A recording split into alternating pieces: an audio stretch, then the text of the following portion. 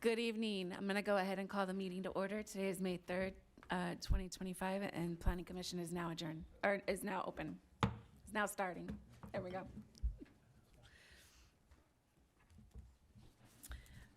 The Planning Commission, call the Planning Commission to order, and Commissioner, tell me your last name. Pratt? Yeah. Please start the Pledge of Allegiance. You guys the pledge? Ready? Begin. I pledge allegiance to the flag of the United States of America and to the republic for which it stands, one nation, under God, indivisible, with liberty and justice for all. Thank you, Commissioner Pratt.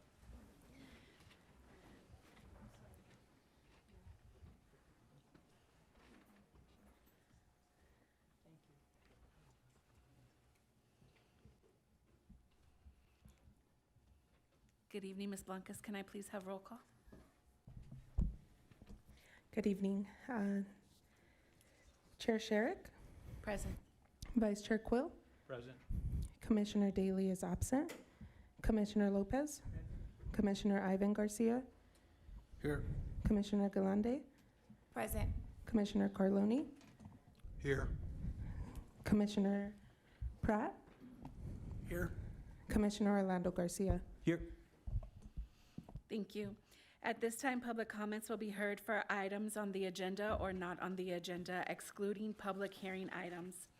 To address the Planning Commission, everyone must complete a speaker card and provide it to the Planning Commission clerk. Only those speaker cards turned into the Planning Commission clerk will be allowed to address the Planning Commission. Each person should state their name for the record. A 3-minute limitation shall apply to each member of the public who wishes to address the commission on any item on the agenda or not on the agenda, excluding the public hearing. There is not a limit to the number of items that may be discussed within the 3-minute time limit.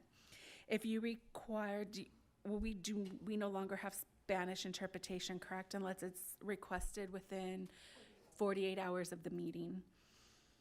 Ms. Blancas, please conduct the administration of oath for our public speakers. If you'll be speaking tonight, if you can please stand and raise your right hand. Do you solemnly affirm that the testimony you're about to give before this body will be the truth, the whole truth, and nothing but the truth? If so, please say I do. Thank you. You may be seated. I have one speaker. It's not it's just not on a public hearing item, right? So I'll go ahead and call up Dolores Armstead.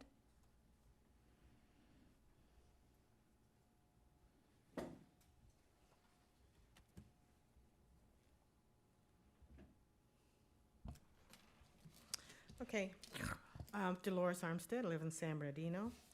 I'm on the board of the Northwest Project Area Committee, and I want to, when we're basically a liaison between the west side of San Bernardino and the city.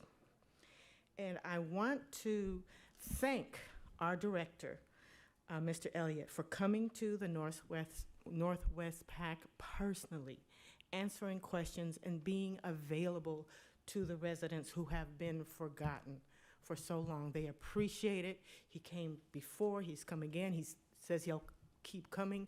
And it's wonderful to see somebody to answer those questions personally, and it's a real person. So we want to say thank you. We really, really appreciate it. The second thing I would like to, there were other directors too. The PD comes, code enforcement comes, different ones come, and to see them in person, especially on the west side, you have no idea how encouraging that is to the residents. I would also first make an ask. Those poles on the exit on top of the parking lot, can we have them painted fluorescently so you can see them in the dark? Because it gets pretty dangerous when it's dark. Please, a line or something so you can see where the exit is. Then I would like to say number 7 appears to be a good conversion project from commercial to housing. As much as we need housing, that is. I'm going to stop you there. Great to Does see. she have to speak on that at the? Oh, okay. Well, that's all I had to say. It was great. Okay. My other one is, when can we begin the planning, general plan review, so we don't have more stuff like warehouses and storage facilities in the middle of a neighborhood and more car washes? When can we get started on that? I would love to be on part of that commission, because we really, what's happening around the city, and especially the west side, we don't need more of that. We need better planning. So when can we get started? And there are citizens that would like to be involved. That's it. Thank you. Thank you. Good to see you. That's the only speaker card I have for a non-public hearing item. So we'll go ahead and take the consent calendar. Consent calendar items are routine in nature and may be enacted in one motion. All consent items shall be considered at one time unless an item is pulled for questions or discussion by any member of the Planning Commission. Mr. Gabriel, do we have any additions to the consent calendar? None, Madam Chair. Thank you. Thank you. Do any of the planning commissioners have a request to pull an item for question or discussion? Hello. Okay. I just want to let you guys know, item number 5, conditional use permit 2419, will be pulled out of the agendas tonight per staff's request. And I just want to let you guys know, we already did that and we already made the modifications. Thank So you. we won't be hearing that item tonight? Yes, Thank exactly. you. Thank you. Do I have a motion to entertain the consent calendar? I'll make a motion for the consent calendar. Thank you. Is there a second? Second. Ooh, do you need a clarification on that? Yes, please. Can we get a clarification on the second? Second. Okay, Chair Sherrick, Yes. Vice Chair Quill, Yes. Commissioner Lopez? Commissioner Ivan Garcia? Yes. Commissioner Galande? Yes. Commissioner Pratt? Yes. Commissioner Carloni? Abstain. Commissioner Orlando Garcia? Yes. Vote passes, and the abstain is considered a yes, correct? So it passes unanimously. The Planning Commission will first hear a report from our staff, and then the public hearings will be opened. The applicant will have an opportunity to speak, and then members of the public will be allowed to speak. Anyone in the audience wishing to speak must be sworn in and fill out a request to speak form. The forms are located on the table near the door. When your name is called, please come forward and speak your name into the microphone. Say and spell your name for the taped record. After all have spoken, the applicant will be allowed to respond. The public hearing will then be closed, and Planning Commission will begin deliberations and make a decision. All decisions except general plan amendments and municipal code amendments are final actions unless an appeal is filed, and fees are paid within 15 days to the Community Development and Housing Department. If you challenge the resulting action of the Planning Commission in court, you may be limited to raising only those issues you or someone else raised at the public hearing described in this agenda or written in correspondence delivered to the Community Development and Housing Department or before the public hearing. Item number 2.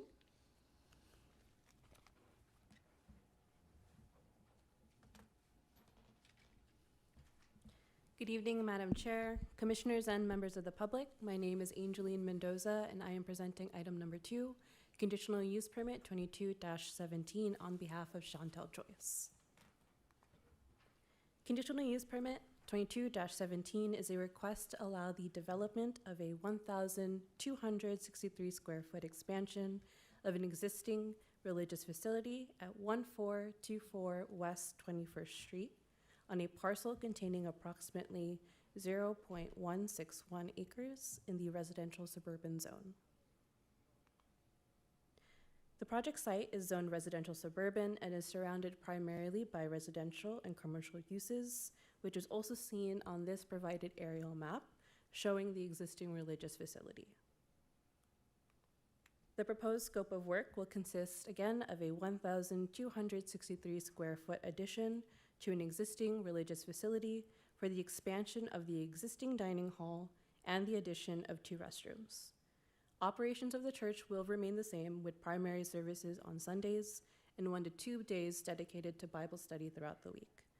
There will be no change to on-site circulation. Direct ingress and egress points are along North Pico Avenue from 2 existing driveways.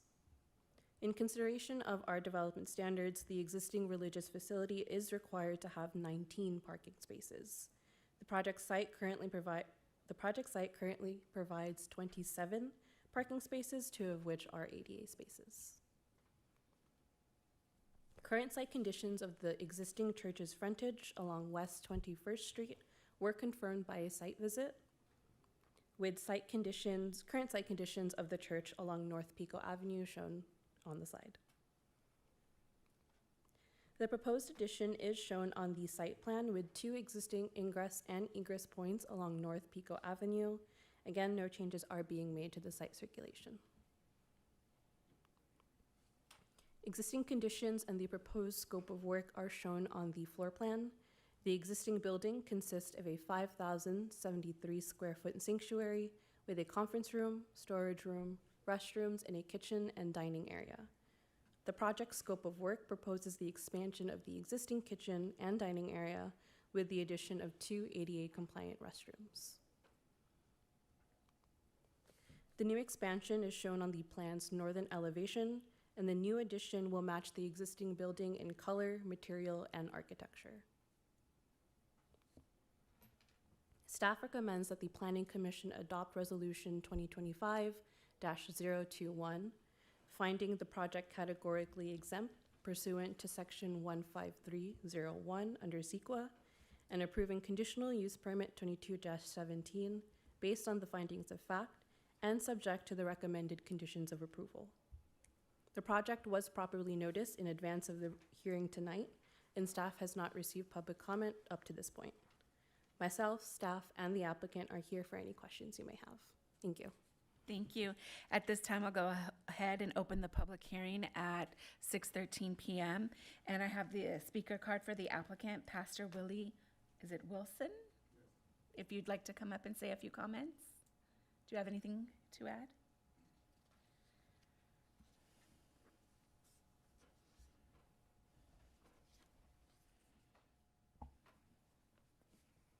Good evening. My name is Pastor Willie Wilson. I've been the pastor at Greater New Jerusalem for about approximately 8 years. I'm the third pastor in concession. The church is about approximately 50 years old in the community. It's been a pillar in the community for that amount of time. We've had a constructive tenure in the community, and we've had projects like food giveaway and other community activities while we've been there. So we're trying to improve on what we already have. The building being about 60 years old, we're putting new restrooms in another part and extending the dining hall. It may seem extravagant, but it's not that much of a deal. We'd welcome your approval of the project so we can continue to move on to the next level. Thank you. Is there any questions of the commission to the applicant or staff? I just had Commissioner one Garcia. question. The 88 stalls, is it 1 or 2? Because I think in our presentation it said in words 1 and then 2 numerically. Well, there's a female, which will probably have to be 2, and there's a male 1. So I'm sorry, so it's going to be 2 ADA stalls? Yes. Okay, Male and female. thank you. Is there any other questions by the commission? Commissioner Garcia? Did I get that answer right? You're talking bathroom stalls, you're talking parking, you're talking parking stalls, right, Garcia? No, Parking stalls. parking stalls? No, we've got 4 parking stalls for EDA. Yes. Thank you. Mhm. And through the chair, I had another question. Just a general question. What size is your congregation, sir? We're less than 100 people, so we're trying to grow right now. Thank you. Any other question of staff or the applicant by the commission? The expansion will be all to the north, correct? Yes, the expansion is to the north, connected to the existing facility. Thank you. Seeing no other questions or comments by the commission, I'll go ahead. Thank you, Pastor. I'll go ahead and close the public hearing at 6:15, and ask if there's any discussion among the planning commission ourselves. No? I'll go ahead and ask for a motion and a second. Motion to approve. I'll second. Chair Sherrick, Yes. Vice Chair Quill, Yes. Commissioner Lopez, Commissioner Ivan Garcia, Yes. Commissioner Galante, Yes. Commissioner Pratt, Yes. Commissioner Carloni, Yes. Commissioner Orlando Garcia. Yes. Vote passes unanimously. Thank you. Item number 3. Good evening, Madam Chair, Commissioners, and public. My name is Mike Rosales with the Planning Division. Item number 3 tonight is conditional use permit 24-12. The proposed project is an establishment and operation of a paper pulping facility with an existing commercial building containing approximately about 12,500 square feet. It's on a parcel containing 1.15 acres located at 308 South Mountain View in the commercial heavy zone. Here we have our zoning map. You can see the existing building as it stands, and it is surrounded by like uses. Here we have the aerial map.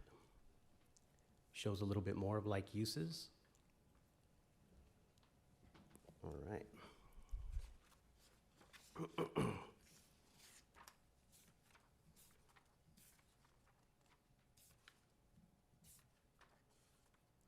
All right, so the restrictions on the import of waste paper have created a major shortage on raw materials with a gap of up to 10 million tons each year. To help meet the growing demand for recycled paper, dry pulping has become a smart, eco-friendly solution. Unlike traditional methods that use a lot of water and chemicals, dry pulping uses mechanical shredding to turn waste paper into pulp, reducing all environmental impacts associated. This waste paper into pulp process can also produce other useful items like cat litter, egg trays, and nursery pots, which make which makes it both efficient and versatile. To take advantage of this opportunity, 308 Capital Partners LLC plans to operate a modern dry pulping facility here in San Bernardino, focused on making high-quality pulp from recycled paper at competitive prices. The paper pulping facility will use advanced dry pulping machines that deliver high-quality output and run efficiently. This modern equipment meets the needs of the paper and packaging industry while reducing waste and increasing productivity.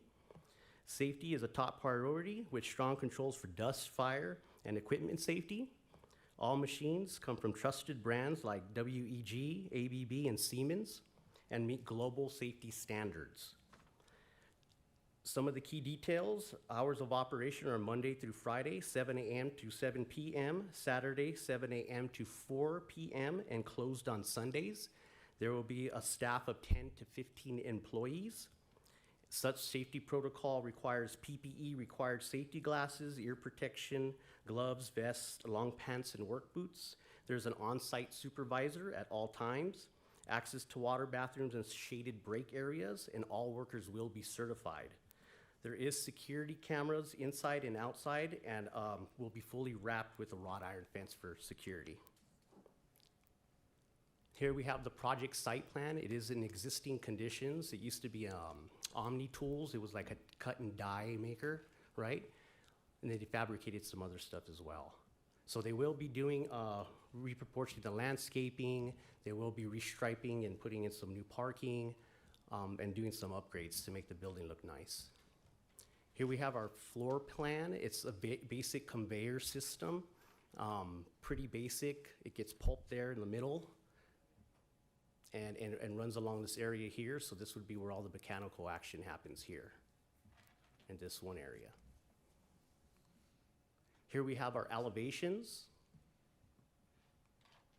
And here is the existing site as is. There will be some street rehabilitation. I know it looks pretty bad there. So they will be fixing the cracks of the alligator scars there. And then, of course, they will be repainting and refurbishing the building to meet some standards.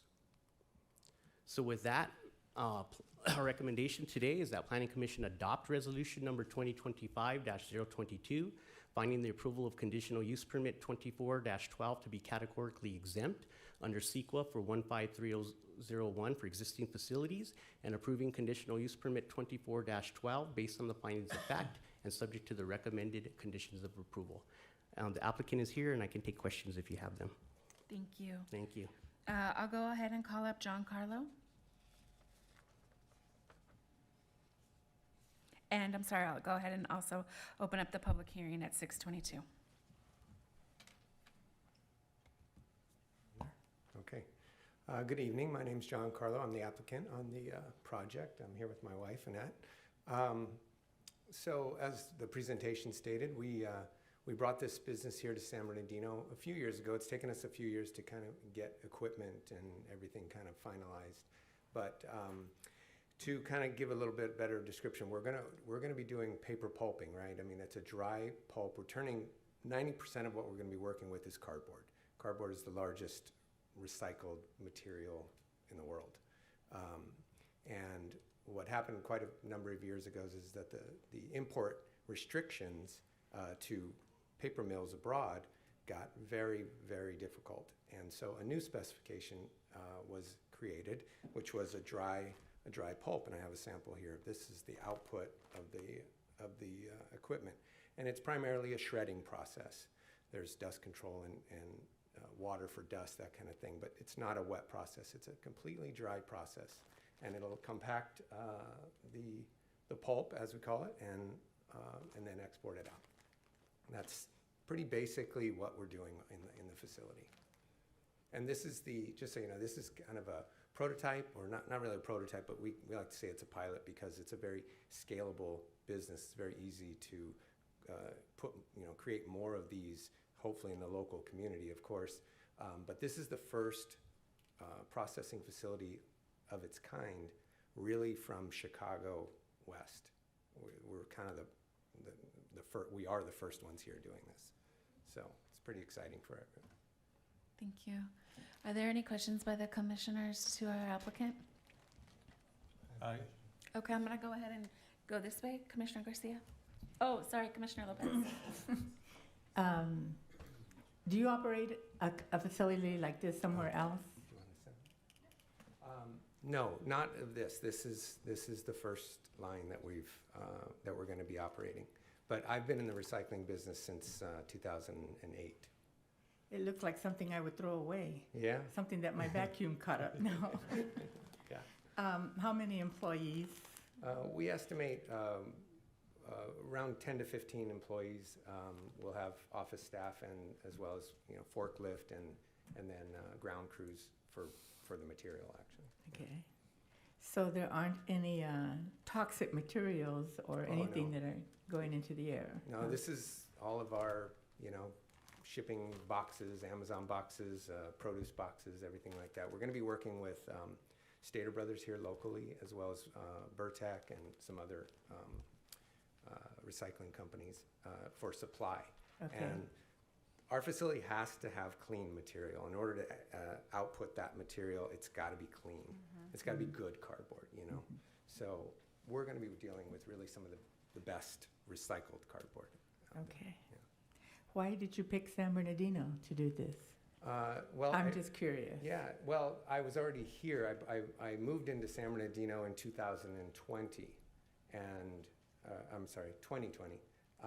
And then, so I had the facility and I was doing other recycling in other areas, but it just made sense to do it here. Because it was a new Yeah, new it's facility. new. We could, it just made sense. We had the facility, and we know that we can get labor here. And I mean, it was proposed to go up in the high desert, but then it's farther from the ports. It's farther. I mean, San Bernardino, it's a sleeping giant, if you ask me. It's like everything is here. Okay. I love it.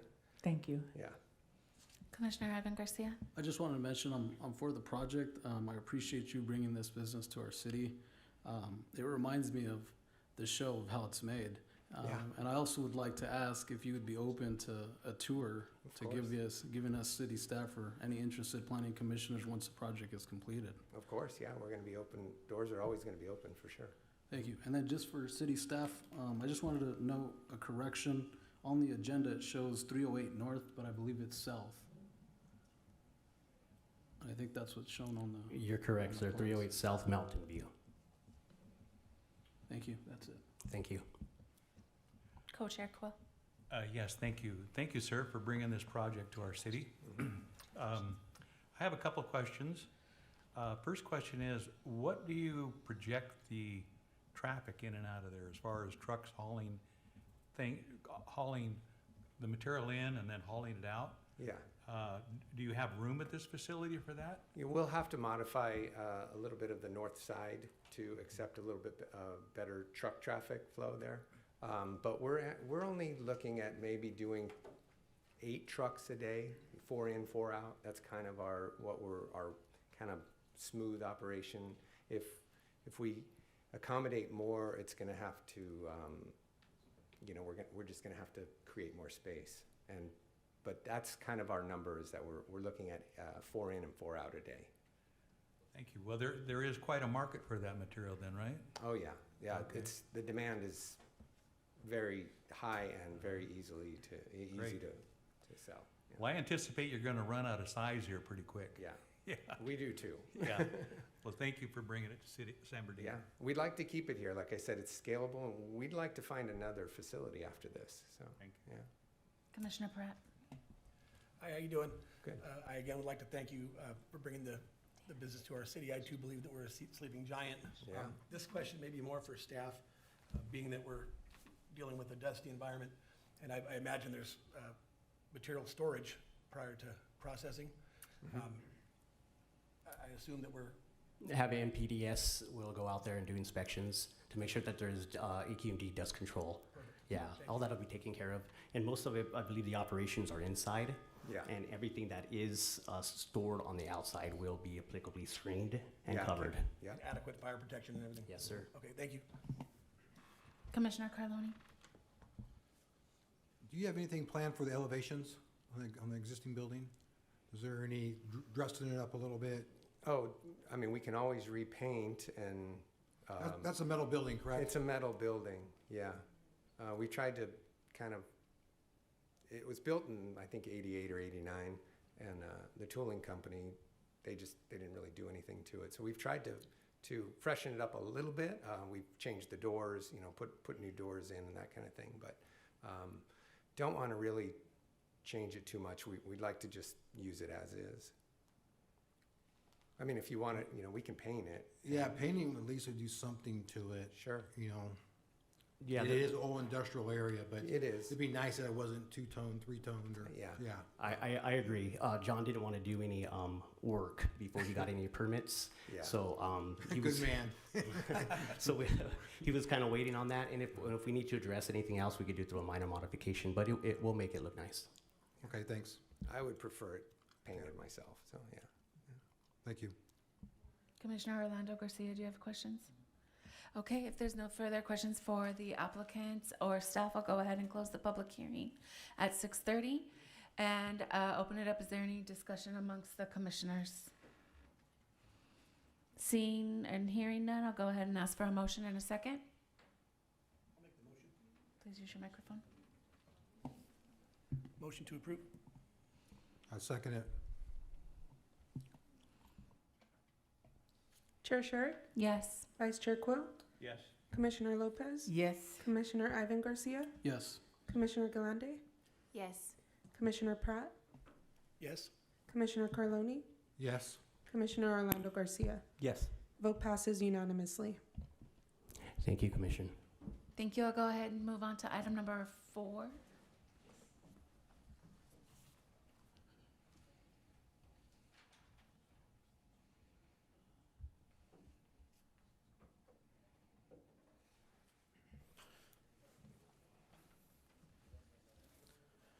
Okay, all right. Good evening, Madam Chair, commissioners, and members of the public. My name is Christian James Calasan, and I'm here tonight to present to you guys item number 4, conditional use permit 24-15. Conditional use permit 24-15 is a request to allow development, establishment, and operation of an approximately 2,280 square foot drive-through restaurant for Wendy's. It will be utilizing a vacant pad within a developed parcel, approximately 1.48 acres. This project is located at 280 East Hospital Lane on the northeast corner of the parcel. APN is 0141-412-52 within Ward 3. This site is within the Commercial Regional CR-3 and Transit Overlay District, TOD zone. This is the project zoning map. As you guys can see, is consistent with the rest of the neighboring parcel with Commercial Regional CR3. And it is also within the Transit Overlay District, as I mentioned. And this zone is intended to permit diversity of regional serving uses, such as corporate and professional offices, retail, commercial, entertainment, and other similar uses. Here's the aerial map of the site. As you might ask, this vacant pad used to be a restaurant, which I believe it was at El Torito a couple of decades ago. It was demolished in 2018 as it's been vacant for quite some time. Consistent to the neighboring parcels, there's a claim jumper up north, which is part of a commercial complex that this site is on. On the western side of the property is a Star Crab restaurant, and it's an IHOP down south. And on the eastern side of the property is a Black Angus restaurant, which is, again, as I mentioned, will be consistent for the uses in surrounding areas. The proposed restaurant will offer dine-in and drive-through, and it will be operating 7 days a week from 6 a.m. to 4 a.m. They will have an overall 25 to 35 employees per the 3 shifts. This area has a total of 4 driveways that access the complex, in which 2 driveways are in an immediate location of the Wendy's. And again, as mentioned, This commercial center or this parcel is part of a bigger commercial complex, which has a reciprocal parking and access between the other two APNs that's on this site. The Transit Overlay District Zone has its own unique regulations in regards to parking. This zone requires only one parking stall per 250 square feet, which entails will be required for 9 parking for this restaurant. And as you guys all might know, 9 parking for a restaurant, for a drive-thru restaurant, is a bit lenient. So we followed the off-street parking, which has some more restrictive calculations for that. With that being said, with all 3 that's being shared, which is a Staybridge Suite Hotel on the northern parcel, which I'll show in the next couple of slides, and the Claim Jumper, the overall required parking on this site complex that's shared among all 3 is 247. This site has 264 parking stalls overall. So they are over for both either the Transit Overlay District and the off-street parking standards. This picture was taken a few weeks ago, actually more than a month. And as you guys can see, it's well maintained for a site that's been vacant for over 5 years. Here's the viewpoint from the north looking at the south. As I mentioned, there used to be a restaurant there, which is why there's parking stalls. Some of those parking stalls will be removed to adequately install the drive-through lane and the trash enclosure. Here's the overall site plan. This parcel is approximately 1.48 acres. And they do, again, as I mentioned, have a reciprocal parking to the 2 parcels up north. The area of work will remove a few existing stalls to accommodate for the drive-through trash, which is shown right here. The proposed drive-through lane will provide 10 vehicular stacking with 6 behind the menu board, which is the required number that we have on our development standards. Here's the proposed floor plan to give you guys the idea and visual representation of the amenities within the site. And here's the preliminary landscape plan. The applicant and their team worked very hard to provide us a lush and beautiful scenery to accommodate and complement their proposed design. They are proposing 3 types of species for trees, totaling a number of 14 trees on site that are 24-inch box trees. They're also proposing 6 different species of shrubs that varies from 5 to 15 gallons and totaling to 185 trees or plants on the site. The following slides are the elevation plans to illustrate you guys how it would look. The architecture leans towards a modern aesthetics, incorporating tower elements to provide varied roof lines, metal canopy, expansive windows by the entrance, and portico shear to meet the transit overlay requirement for the build-to-line. The materials of the color scheme that they are proposing also leans towards modern aesthetics, as they are proposing light tones that would complement the iconic Wendy's red. The materials on design will also include wood siding and metal posts to the design to create variation in facade to help break apart the exterior walls. Lastly, the next couple of slides will be some renderings of the project to give you guys a more understanding how this project would look like. With that being said, staff's recommendation for the Planning Commission is to adopt resolution number 2025-023, finding the project categorically exempt pursuant to section 15303, new construction or conversions of small structures in accordance with the California Environmental Quality Act, and approving conditional use permit 24-15 based on the finding of fact and subject to the recommended conditions of approval. With that, I would like to inform you all that myself and the applicant are here and present for any questions that you may have. And we did properly notice this, and we received no questions or concern from the public. Thank you. Thank you. I'll go ahead and open up the public hearing at 6:37 and call up the applicant. I have Jimmy Goodwin and John Donson, if you'd like to please give us your name. Good evening. My name is John. Go ahead and turn your mic on. Good evening. My name's John Dodson. I'm with Arme Davis Newlove Architects. I'm the architect for the project. If you have any questions, please let me know. Do we have any questions for the applicant? I'm going to go ahead and go this way, so I'll start with Garcia. Hi, I just had some questions on the landscape plan. The trees, specifically the London tree, those grow over 60 feet. I think there needs to be a little bit more thought into size of those trees. I'll let the landscape architect know. And that's it. But other than that, I'm for this project. The renderings look great. If we can just circle back to that, I would greatly appreciate it. I'll work with staff on that. Commissioner Lopez, did you have questions? Commissioner Amelia Lopez? Commissioner Lopez, did you have questions? Go ahead, Chair Coyle. Through the chair to staff, I have a question, and I may be dating myself here, but aren't there some code restrictions to drive-throughs down in that area, or were there at one time? So the Transit Overlay District does have, it does prohibit drive-through lanes, but in one of the code item in the below is that if it's appropriate, that it can be approved through a conditional use permit. That's how we allow these types of uses to go in. Is that the way it's been for a long time? Or Yes, is and that- actually across the street is another Starbucks drive-through that was approved not too long ago. Okay, thank you. No problem. Commissioner Pratt, did you? I don't have the plan in front of me right now. Where is the ingress to the property? Is it on Hospitality or on Commerce? So there will be, let me go to the overall. So here's the overall site. As you guys can see, there's one by Hospitality right below the Wendy's and one entryway on the western of the Wendy's. So those are the two immediate drive-throughs entrance. And on further to the east of it on the parcel is another entrance. And the last entrance will be up north by the Staybridge Hotel.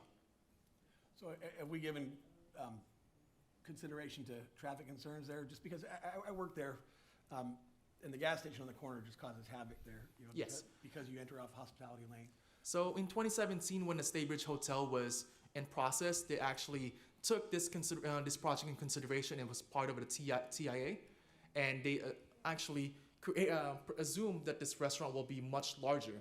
So when we presented this to our traffic engineering, the numbers were a lot lower, so it didn't flag it as a red flag in regards to the traffic, because it's substantially smaller than what was initially thought that it would be much bigger.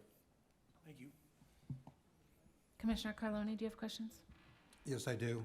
So is there existing sewer and water Yes. stubbed in? There's existing sewer and water and also storm drain. Okay, good. Power source? We'll be, we're in the process of working with Edison to have a transformer put on site. Do they have a manhole out in the street, do you know? There's a manhole in the street, and if you go to the hotel, you can see there's a bank of transformers that's up there, and there's there's Edison manholes. So that street there, so the manhole would be out there on Commerce, right? Commerce, not Hospitality. Right, and that street just got paved, correct? I was there a few months ago. I don't recall. I think that just got newly repaved. Yeah. So all I'd want to do is make sure if we have to go in there and cut that street, that we pave that from curb to curb. Right. If there's a moratorium on the street, we know that there's the process for going out. That's brand new. That hasn't been there longer than I probably believe the 4 conduits weeks. have been stubbed into the site, so. Yeah. Yeah. That's just something to look at. So we just don't want that. It's a brand new street. They took it down to the dirt and they did it the right way. We just don't want to have it all cut up and not. No, we read that in the. We don't want it patched. No, we read that in the report because we don't have to do any off-site work with it. Yeah. Okay, that was it. Thank you. Commissioner Garcia. I have a question in regards to parking. I know we're eliminating maybe 10 parking stalls there to expand for the site, right? Or something. At least 8 or 9 parking stalls. We're removing around 8. Okay. Where are we going to have a handicap? Is it going to be adjacent to the hotel, or are we going to remove? No, it's directly in front of the building. Directly in front of the building. I missed that. So it will be, the handicap, it will be with this one. So again, as I mentioned, this is part of a bigger complex, and there's multiple parking, and I'm only showing what the parking is within this property. Thank you. Thank you. I just have one quick question. You agree to all the conditions set forth in the conditions of approval? We've reviewed them and we're in agreement with all the conditions. The only condition that there was a question on was having a bike lane in front of the property, given that there's no room for that, and it's it basically is at the discretion of the city engineer, so. Yeah, so we were able to work that out today, and that's something that we can work through during engineering plan checks. So will there be a bike lane or no bike lane? There won't be a bike lane because there wasn't any bike lanes throughout hospitality. Okay, thank you. Because you have a bus lane in the middle. Yeah. Thank you.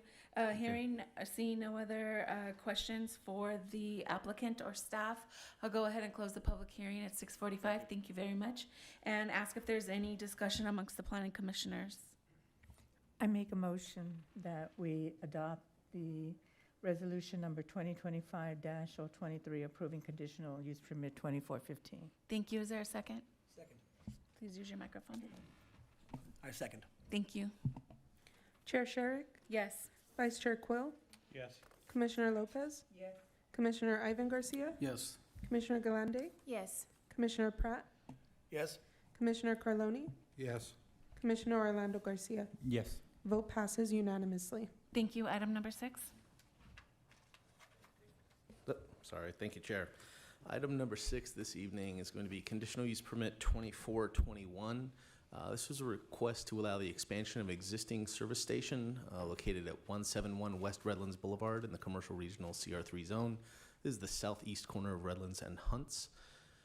This is the aerial here. You can see the properties outlined in green on the image. You have Redlands Boulevard to the north, Hunts Boulevard just to the west, right below the 10 freeway. Zoning map, as mentioned, does show the property is completely located within the CR3 zone.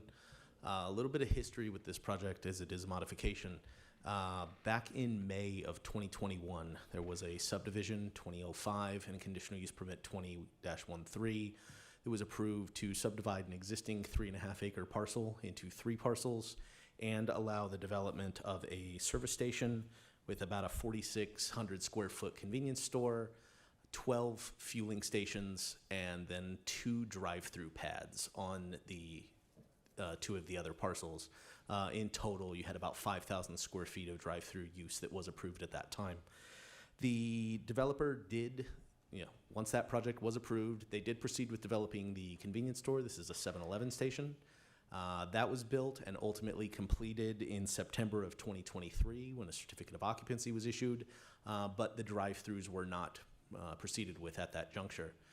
Since that time, the operator of the site actually did bring forward a proposal to the developer to expand the existing fueling station instead of proceeding with the drive-throughs. That would be to add some diesel fueling lanes, because right now all you have are just the 12 general passenger vehicle fueling stations.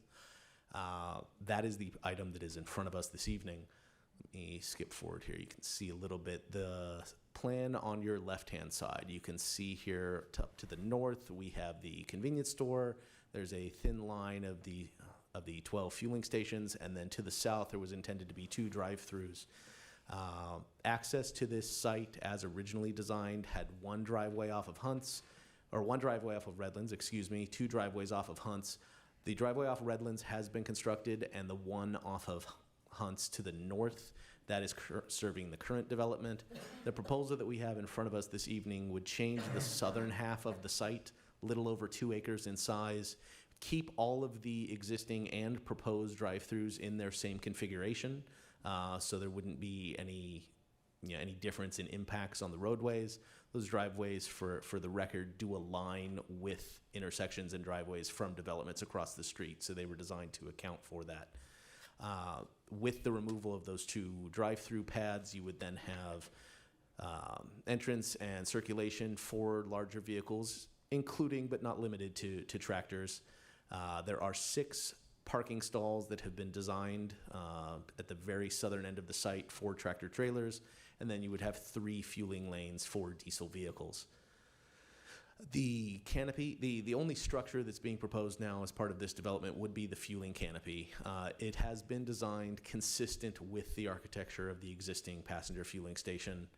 The landscaping, you can see there would be a significant amount of landscaping added in, specifically along the Hunts frontage, which is consistent with the landscape setback that the northerly portion of the development has, and then a significant landscaped area throughout the south end. So it's fairly buffered from any right-of-way.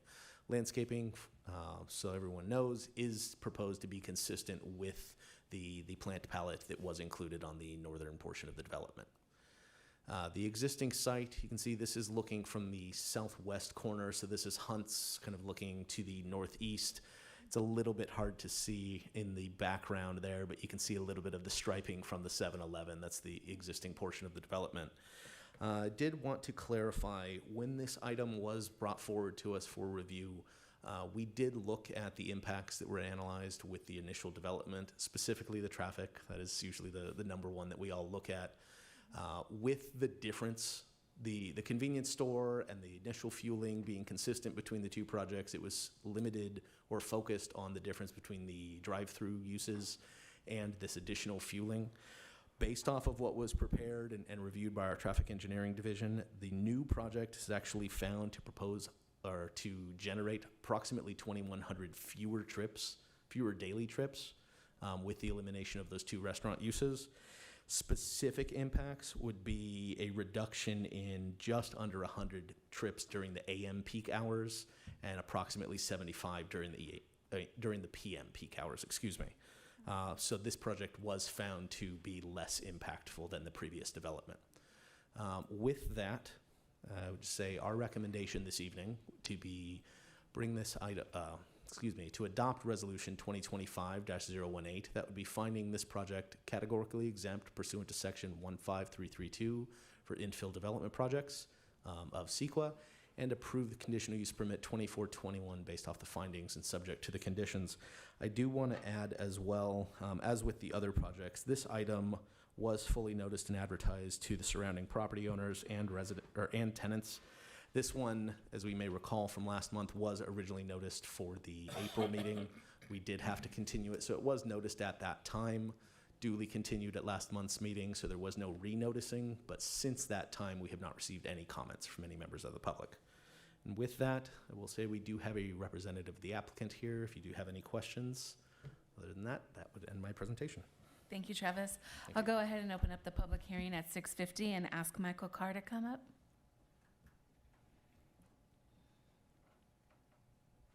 Michael Carter.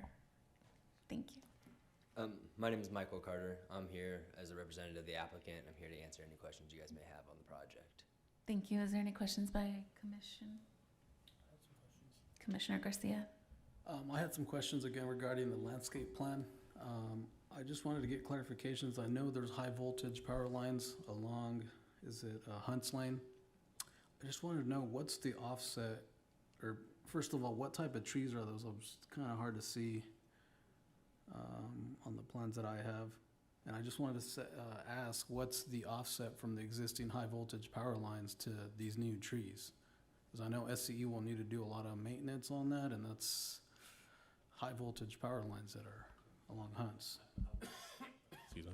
I will just say I apologize why my eyes are not doing any better this evening, because I wouldn't be able to read the specific types here, but I will point out on the landscaping plan, it is a fairly sizable setback on the landscaping. The power line's more up along the sidewalk, and you can see the trees, again, with the understanding that as this is a conceptual plan, they are located more towards the back side of that to avoid that conflict. Thank you for that. And I would just like to request that we just take a second look at that and just consider the growth of the tree, or if it's a longer tree, or kind of, we want to maintain at least 20 feet, I think it is, for high voltage power lines. So if you can just Of course, we'll dig talk into to the that landscaping deeper. architect. Thank you. Yeah, we'll make sure we coordinate with the landscape architect on that. Thank you. I have one question, Travis. I noticed Yes. you said that there would be less traffic, Correct. but what about an increase? I'm assuming with diesel, there's going to be more semis. And so what kind of impact is that going to have to the road? And did we take that into consideration with any type of paving? So the offsite improvements be required regardless of the type, whether it be passenger vehicles or the trucks.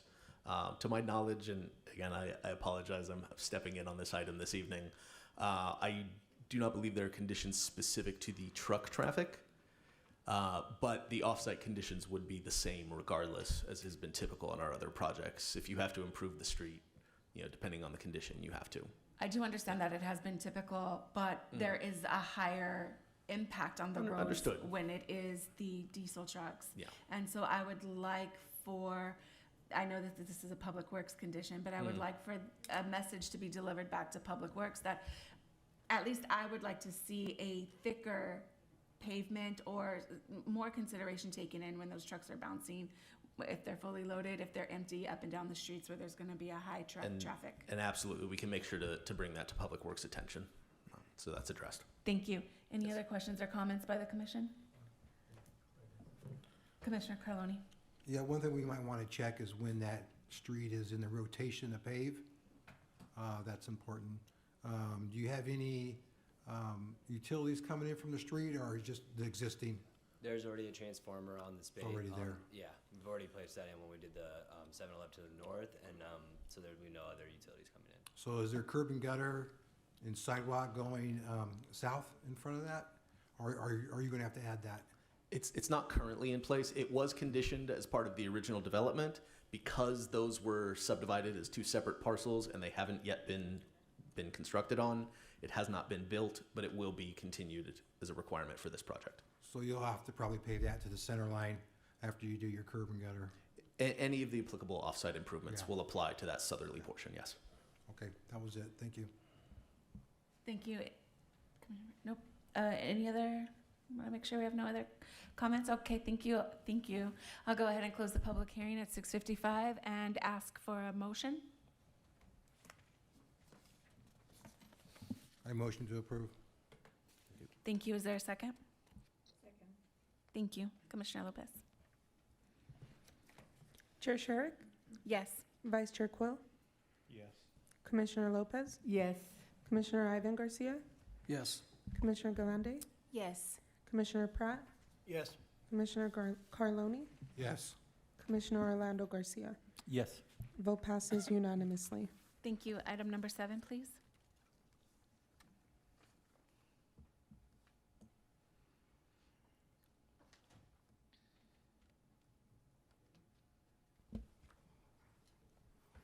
All right, good evening, Madam Chair, Commissioners, and public. Mike Rosales with the Planning Division.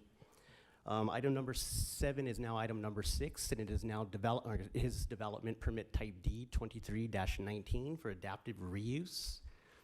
It's the conversion of a dilapidated commercial building. It's approximately 2,400 square feet into 4 residential units. It's located at 975 North D Street within the commercial office zone. Here we have the location of the parcel to be converted. There is a multifamily to the back, single family, and it is also within the adaptive reuse area. Here is the aerial view. And then for a little background, May 4th, 2018, San Bernardino enacted an ordinance creating an adaptive reuse overlay in the commercial office zone. It's bounded by Highland Avenue, D Street, Waterman, and Baseline Street. And this allowed the conversion of vacant and underused office buildings into housing. The goal is to address office space vacancies and meet housing demand. The proposed adaptive reuse project will transform an underutilized property that has been vacant since 2010 into a well-designed development, updating outdated architecture, which will be modernized. The exterior brick and mortar treatment will be removed and replaced with decorative foam energy-efficient molding, providing a smooth stucco finish. New exterior decorative hardy trim siding. New modern energy-efficient windows and doors. Oyster white stucco would be the color, and outdoor wall sconce globes would be added for articulation. There will be new landscaping to refresh the site. The city's traffic engineering division has reviewed the proposed project and has determined that the proposal will not have a significant impact on the surrounding roadways or intersections. The proposal is designed to accommodate the maintain similar circulation for the neighborhood and will accentuate the existing community by refurbishing this dilapidated building. The project will have direct access off of North D Street, and parking is provided according to the requirements of our code. The proposed adaptive reuse project will include a decorative block wall around the perimeter of the property, complementing the property and providing some privacy. The applicant proposes a mix of drought-tolerant, non-invasive 1-gallon and 5-gallon shrubs and planting for the perimeter and front yard landscape to design.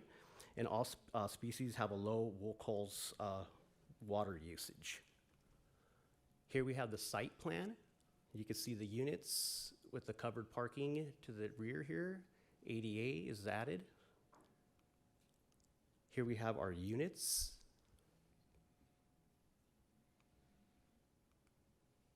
Here are the elevations. You can see they really did a good job on them. And here's our conceptual of the elevations. So we had the front elevation, the rear elevation, the left elevation, the right elevation. I did have a picture of what it did look like. I think it was accidentally taken out. I apologize. But it's just brick and mortar, really run down, boarded up windows, something we would all just pass up every single day. But they're really gonna do a good job here and provide some housing. So with that, our recommendation is that the Planning Commission adopt resolution number 2025-024 of the Planning Commission of the City of San Bernardino, California, recommending approval of development permit type D 23-19 to the mayor and city council, allowing the conversion of the dilapidated commercial building into 4 livable units. And I can answer any questions, and the applicant is also here to answer questions as well. Thank you. At this time, I'll go ahead and open up the public hearing at 7 p.m. and ask for Faraz Hussein. Is that correct? Yes, that is correct. Thank you. Do you have any anything to add? No. Okay. Are there any questions by commissioners for our applicant or staff? Commissioner Carloni? So there isn't any open space, right? There isn't any yard space or patios or grass areas? So for the size of units, the code doesn't require us to have open space. So they would just do with what's made. And unfortunately, for most of these adaptive reuse projects, they were commercial buildings that really didn't have a lot of space. So there are lenience that we do give them out of the code where we would be okay with some things. Okay. Commissioner Pratt? I just want to be clear, this project is completely privately funded? Correct. Okay, so there's no city contribution that triggers affordable housing law or anything? No, Okay, sir. thank you. I just have a question. Does this project go towards arena numbers? Yes, it helps. It helps our Venus numbers. Yes, it does. Thank you. Thank you. Any further questions? Commissioner Lopez? What 2 streets is this between? That's going to be 10th and I believe 9th. 10th and 9th? Mm-hmm.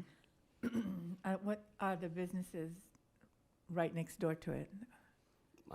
They're just your basic commercial offices, but most of them are vacant. So you have most of the Yeah. homes to the rear here. I know this right here is vacant, and this right here is also. I'm not too sure what this corner building was used for. I apologize, but it's just an office use as far as I know.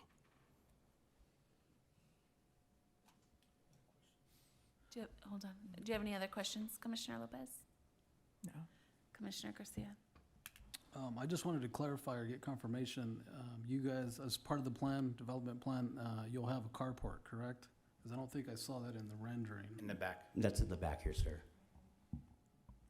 And then the other question is, will we have NEV or for future infrastructure for EV chargers or solar panels on this project? It's the last spot. I think it's a handicap spot. It's also an EV, yeah. All right, thank you, I appreciate that. So you don't have to be handicapped to park in that spot? No. No. So what happens? So those are the Staff. leniencies we allow for the Okay. adaptive reuse. Understood. So like a less parking, the open space for one. So those kind of things come into play when it's really restricted. But we do ask that they do provide as much as they can, which it is They EV have, ready. yeah. Mhm. Thank you. You're Do welcome. you have another question? Not a question, more of a comment. I mean, my background is that I'm an electrician, so conduit's cheap out, at least, ask that we put future conduit for future chargers in every spot. I mean, that's We can work with that. We can condition it. You're amenable with that? Say it again? You're amenable? You agree? Okay. Yes. Yeah, for EV charging ready? yeah. Yep. Thank you. Any other comments or questions? Commissioner I have a question. So I understand there'll be 4 units there? Is that correct? That is correct. And what is the approximate square footage of each unit? I believe like 600 some square foot. I don't remember. 600 square foot? Yes, no, one bedroom, one baths. One bedroom, one bath. And these will be rented units? Correct. And is there going to be any security there? Security as in, I mean, like an on-site manager? no. No? You don't need one for less than like 8. You don't need an outside manager. Okay. Okay, so they're one-bedroom units. Correct. Okay, thank you. Commissioner Lopez, did you have another question? Are these rental or houses for sale? Rentals. Thank you. If there's no other questions, go ahead, Commissioner Carloni.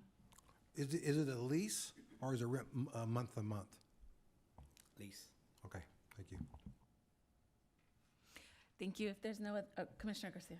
Sorry, just for clarity, that one parking stall, it'll be EV ready, right? So it won't be actual charging station, it'll just be EV ready. That's It'll be correct. Pipe for EV, and then you agree to what Commissioner Pratt mentioned, the remaining parking stalls will be EV ready. No, I believe there's one that will have a, go ahead. Wait, so one is going to be EV ready, that handicap spot, but And the other 3 would be conduit ready, correct? okay. So we would add condition 18 that all parking stalls would be EV conduit ready. Is that fair? Yes. Yes, and the only way that's practical is if there's a path back to the electrical source, back to the meter, basically. It wouldn't work to daisy chain the conduits, in other words. Is that workable? Yep. Okay, thank you. Thank you. If there's no further discussion or questions, I'll go ahead and close the public hearing at 7:05 and open it up for a motion. All motion to approve? Thank you. Is there a second? Second. Thank you. Chair Sherrick? Yes. Vice Chair Quill? Yes. Commissioner Lopez? Yes. Commissioner Ivan Garcia? Yes. Commissioner Galande? Yes. Commissioner Pratt? Yes? Commissioner Carloni? Yes. Commissioner Orlando Garcia? Yes. Vote passes unanimously. Thank you. Thank you, commissioners. I believe that is it for our public hearing item.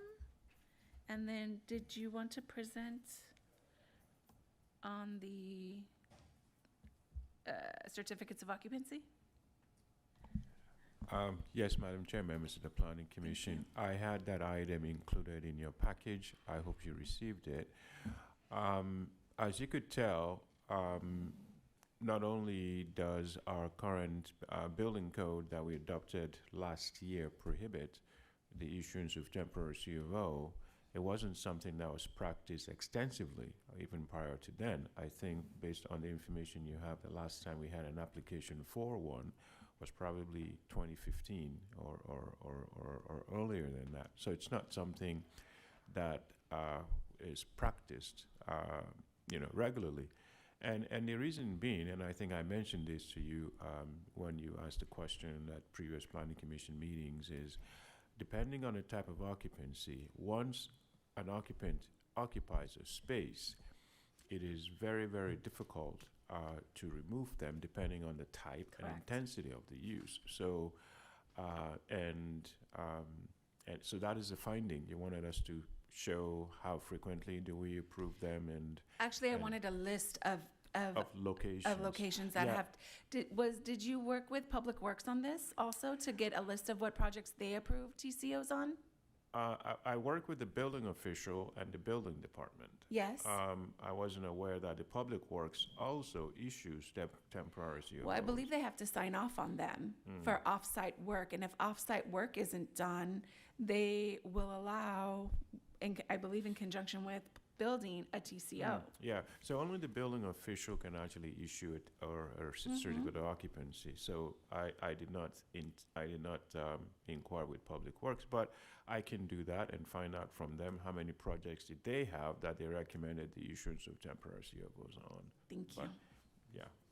Do you have a question, Commissioner Carloni? Well, actually, I did TCO in the city of San Bernardino in '22 when Nathan Freeman was here. So you guys were doing them, and you used them as just like you would a permit. So they were good for 90 days. And then you would have to renew it if you need extension time. And it came from all departments. So I had to go around to every department to get approval for the TCO. And what that does, it was a multifamily. So I had 4 buildings out there. So I got 1 building done, and we're still working on the other 4, but it's the same parcel, same property. Right. So it enabled me to start leasing out the units to start making some money. And then as we went, we got TCO, and then the last building, building 5, when that was done, then we went for our C of O. So Right. Yeah, and they tracked it just like a building permit. Who signed off on the TCOs? It was the head of the department, whoever's there at the time. So if it was Nathan Freeman, if it was Murphy or Murray, I think it was Murray and Yeah. Daniel, all those guys signed off on it. And I know I think it was Brian. Who's the new head of building and safety? Who's the Jerry Ariano is a new building official. okay. But he's new, And- like a couple months new, right? 6 months. Yeah. Okay, so I don't know him. But all I'm saying is that And the current code that we have was actually written by Brian, what is Brian's last name? I know who you're Gumper. talking about. Yeah, Yeah. and he was the one that said, it's discouraged because of the difficulty. Now, it's very possible that the city may have done something like that, but only the building official is authorized to issue a certificate Right, of so- occupancy. So when Brian left, But wait, I'm sorry, Commissioner. In the absence of a building official, because there hasn't been a consistent building official, who would issue the TCO? Well, it would be, we do have an assistant building official in our organizational chart. But the point I'm trying to make is that I, as a community development director, cannot issue a temporary condition, a certificate of occupancy. Right. It has to come from that chain. and He's that just line. saying that he got one in 2022, Okay. and that's not reflective in the report. Right, because when we did the search, we searched the database for temporary CFOs and CFOs issued by the building department. And the record did show that we did not issue one after 2015. So whatever it is you got issued in 2022, I don't really know what that is, and it was not in the city's database system, unfortunately. But I can look into it and try to find out, because I had not only the building official do the research, but also the permit technicians do the research. So if it's not entered into the city's system as a temporary CFO, it is not a legal one, unfortunately. well, I got the document to prove it was legal. Okay. I think I still have it. Okay. I think I'll if you find can- it. If and you I'll- can share that and I with can me. bring it to you. I mean, if you can share that with me, I'd like to see it. Yeah, I will. Yeah, it was called Loma Villas. It was right there on Commercial Road. Mm-hmm. Just, so I just want to remind the city of San Bernardino to be more developer friendly. And TCOs is huge for a developer. It It's is. something we need to be able to do, to track. It's really not that hard. I don't disagree with you, but it is difficult when you have limited staff. And it is difficult when there's no follow-up by responsible developers, yes, it's easy to track, but by developers who are just trying to get enough of the project done to get a TCO, to get an applicant in there, then it becomes more difficult, because there is a project on Highland and I believe Muscogee or Massachusetts. It's a gas station. It's my understanding they're operating on a TCO. Because Interesting. off-site improvement has not been done. Okay. So I'll look into it. That's one I can recall right off the top of my head. Sure. And so if we are not staying on top of our developers to make sure our residents are getting the upgrades that they need, that is a problem. Okay. So, I mean, you mentioned something to me that is kind of intriguing, which is that I check with Public Works. Yes. And I think I will check with Public Works, because knowing the Uniform Building Code and who has authority, I went to the building official, and he went through the database, and he said none since 2015 was issued. Now I'm hearing we issued one in 2022, and that Public Works may also issue temporary CFOs. So it's a learning thing. Yeah. This evening, I'm going to look into that, and I'll Thank bring you. you back a report Appreciate that. identifying that. Thank you. Any, I didn't mean to cut you off, Carlone. Do you have any other? Yeah, you're exactly right. And the problem is that the city can't track them because of the turnover. Yes. So we gotta, Unfortunately. but we gotta fix that. You can't make the developer struggle and not want to come here, you know? Correct. So we gotta fix that. It's important to fix it. Yeah. If the county of San Bernardino can do it, which is the biggest county in the world, I think, or in the US. In the States, yeah. Yeah, city of San Bernardino should be able to do it. Right. Commissioner Garcia? I just wanted to circle back to Planning Commission reports and announcements, if it's okay. Can we make sure we're done with this topic first? Yeah, as soon as you guys are finished. Okay, thank you. Was there any other comments? No? Okay. For Planning Commission reports and announcements, I just wanted to mention that I attended the EPA RRP certification training today. Basically, it's training related to lead safe practices for any buildings that are pre-1978s. And it assures that firms and individuals are performing renovations, repairs, and considering the impacts on lead. And that's good for 5 years, and then there's fines up to $43,611 per day if they're not compliant or found violating some of these lead guidelines and practices. And I did want to ask, does our city building and safety have any guidelines for lead and asbestos procedures when we issue permits, or do we have something on our website that is given to our general contractors, builders? Commissioner Garcia, I'm sorry, Commissioner, Garcia, because I saw Lopez is like in front of you, and Commissioner Garcia. No, we would follow state guidelines as to what those levels are. I don't think the city adopted any separate standards for lead and asbestos. I know that if a building has asbestos in it, I would have to be removed prior to any kind of work being done.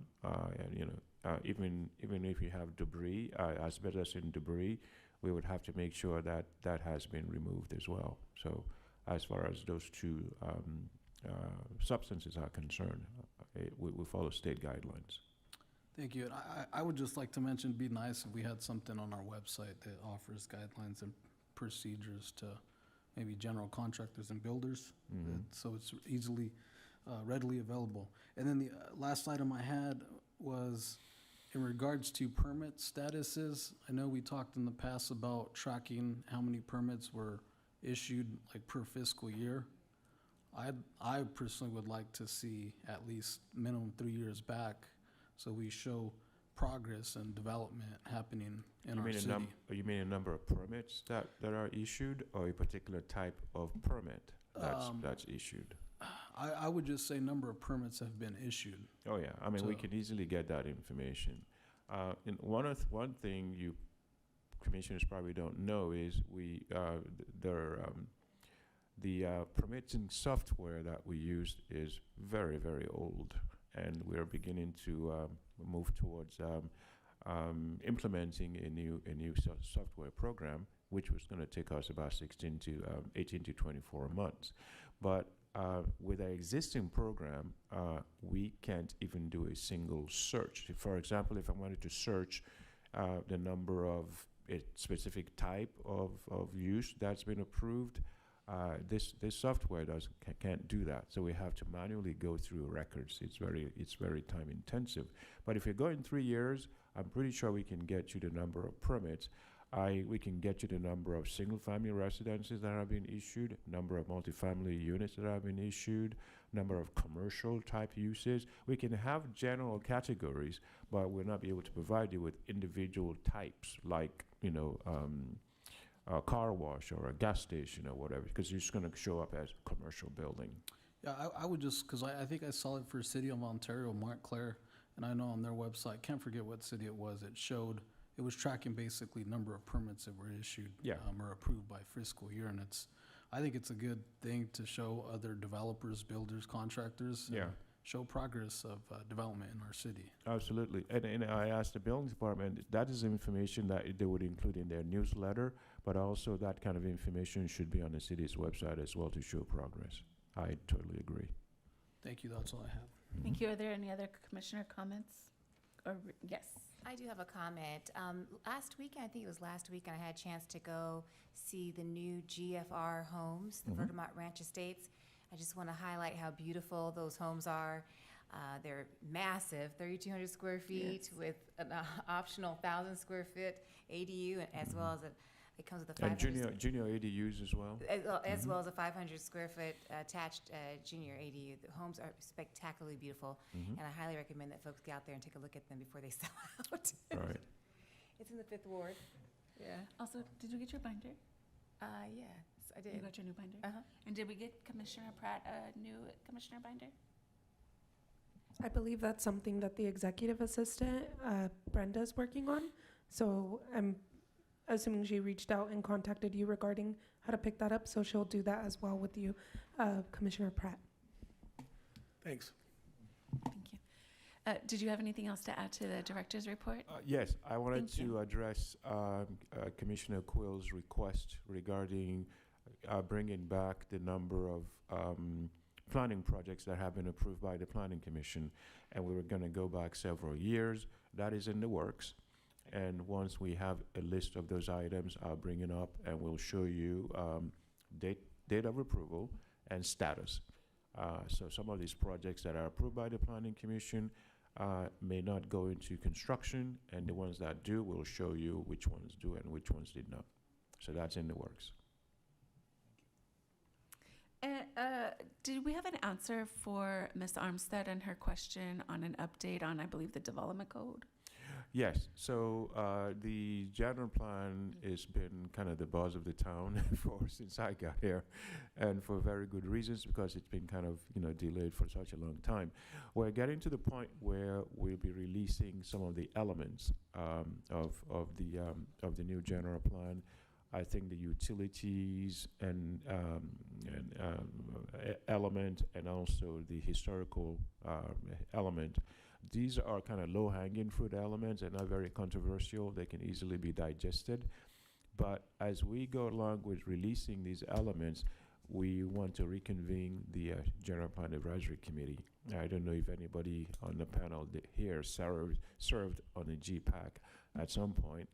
So we want to reconvene that group again once we have the land use element, which is the most important part of our general plan, because it drives every other aspect of our general plan. So once we have that in place, hopefully very soon, because we're frantically working on it, then we're going to start having these community meetings again and getting the GPAC together and so on and so forth. Thank you. Is there a timeline at all? 6 months?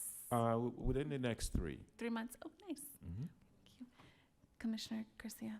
Sorry, I wanted to add one more item related to the Elements Housing Plan. I wanted to know if there's a way that we can track our predicted number of units per fiscal year and how we're doing, because I know... You mean our reading numbers? Number of...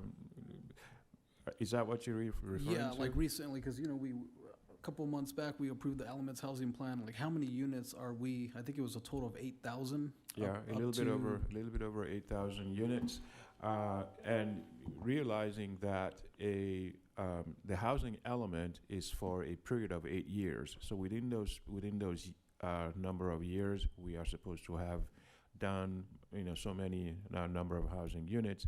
We have an annual report that goes to HCD. And we just recently sent in our last annual report to the HCD, but they're actually also tracking progress. But if that's something the Planning Commission would like to see, we can bring you those reports as well. Thank you. I would appreciate that. I just would be curious to know, like, per fiscal year where we stand or how close we're getting to that target. Yeah. Thank you. Anything else, Commissioner? Yeah. Can you share with us if there's any update on the property across the street over here? Any progress going on? Which one in particular? Are you talking Carousel Mall? Or I'm talking about the mall property. Yes. From what I've heard, anything dealing with the mall and the Harris Building is being handled by the Economic Development Department.